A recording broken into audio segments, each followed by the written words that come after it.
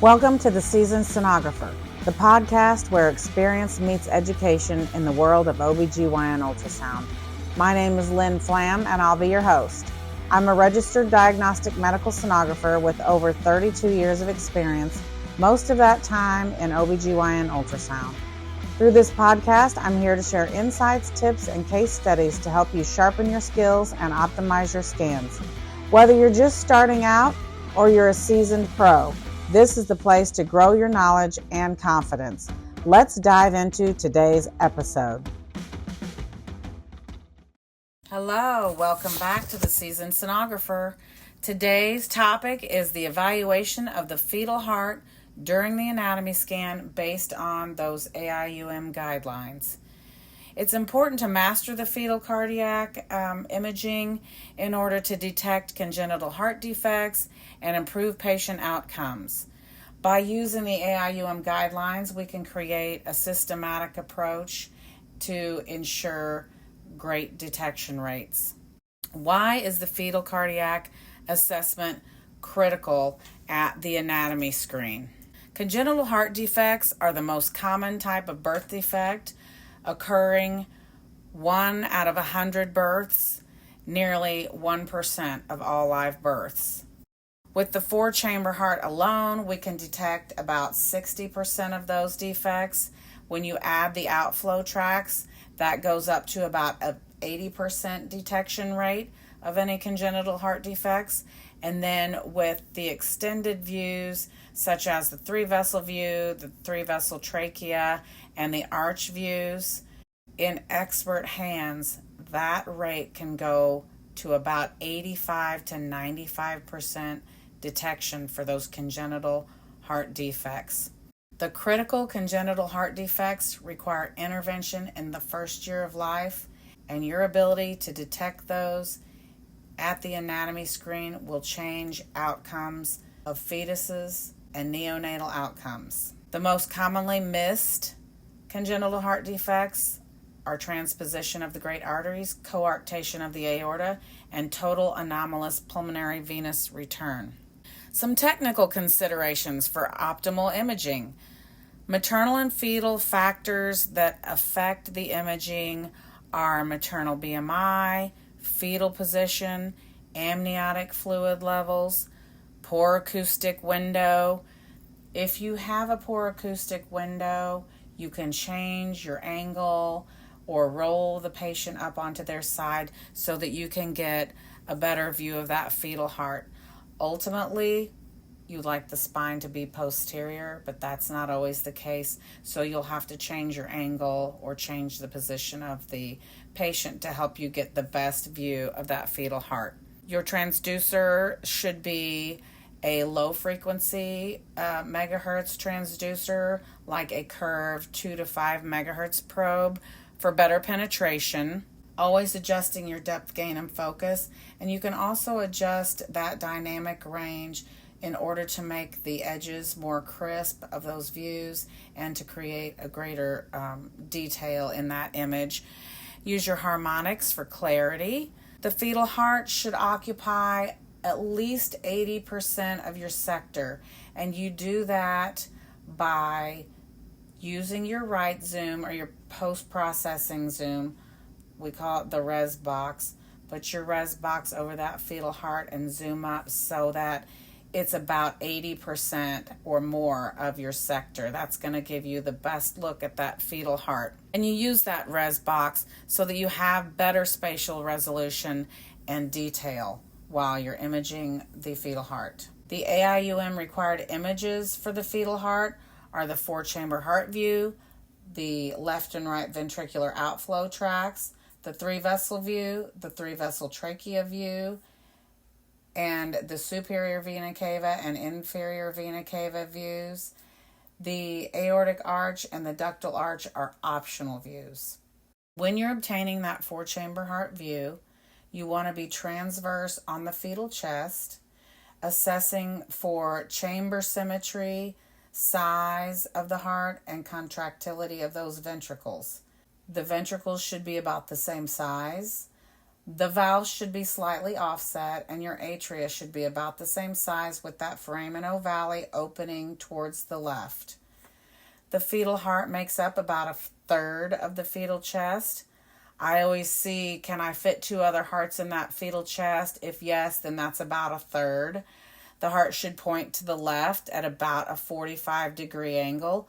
That apex is pointing to the left, and you'll check situs by just sliding down real quick, looking at that stomach and sliding back up.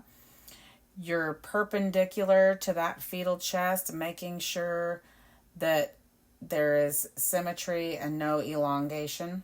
In the fetal four-chamber heart view, you can recognize heart defects such as the ventricular septal defect, a hypoplastic heart, AV canal defects. You could use your color Doppler to evaluate for any ventricular septal defects by seeing that shunting crossing over through that septum. The left and right ventricular outflow tracts should be identified with the normal crossover pattern of the great vessels. You can elongate that left ventricular outflow tract by twisting your probe and turning it toward the fetal right shoulder.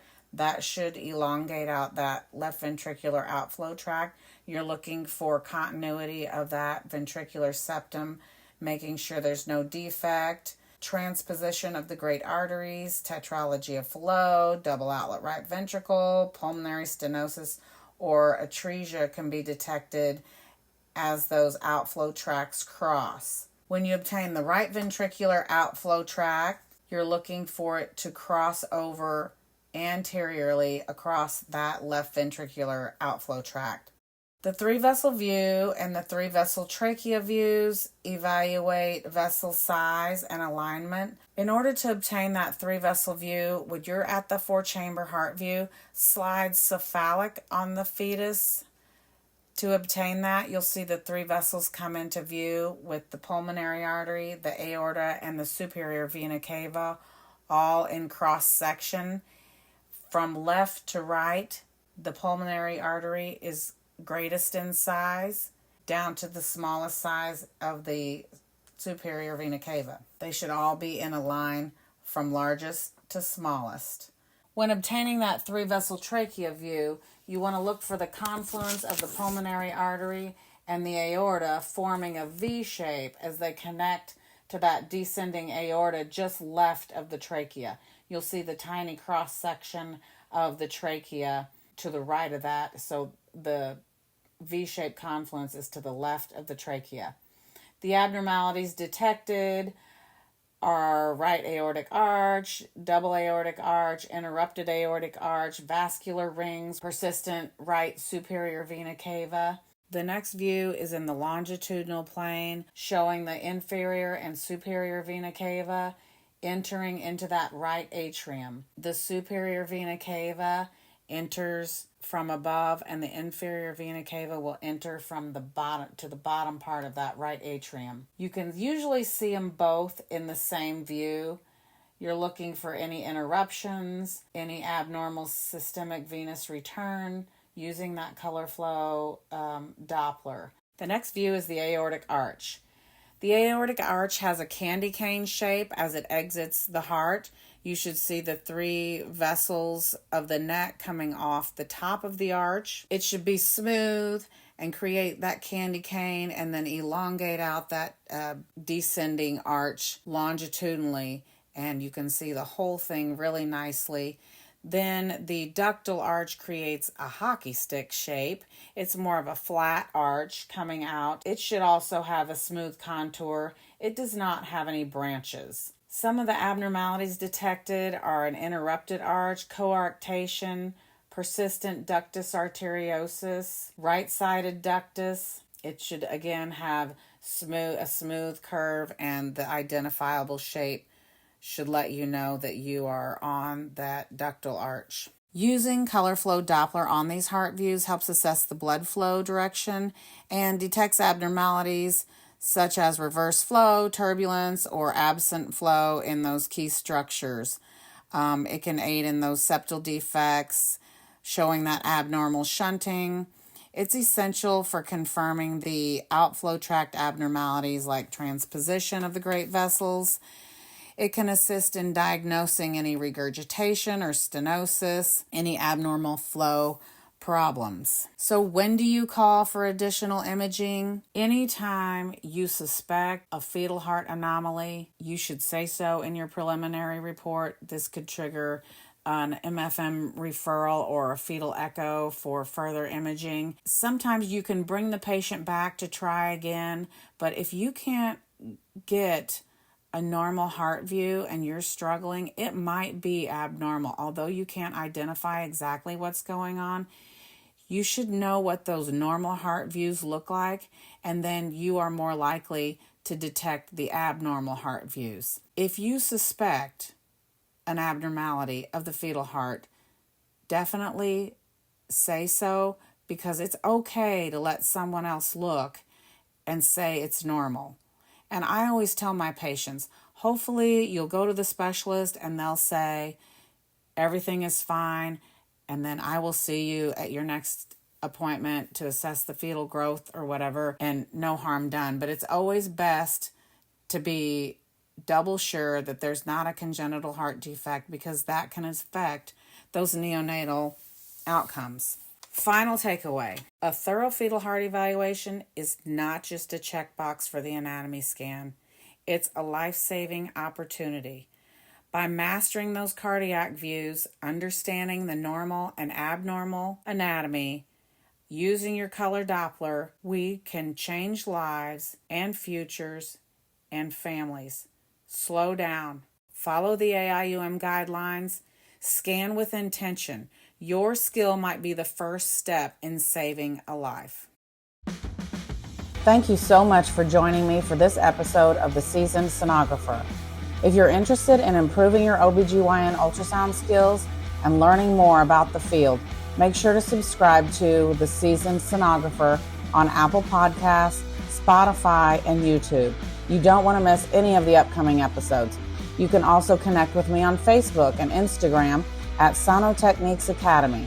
Explore more educational resources on the Sonotechniques Academy app, or reach out via email, lynn@sonotechniquesacademy.com. I'd love to hear from you. If you have questions or topics you'd like for me to cover, feel free to reach out. This podcast is for you, and I want to make sure I'm covering the topics that matter most to you and to the ultrasound community. Until next time, keep striving for excellence in your scans, and I'll see you in the next episode of The Seasoned Sonographer. The information provided in this podcast and any accompanying materials is for educational and informational purposes only. It is not intended as a substitute for professional medical advice.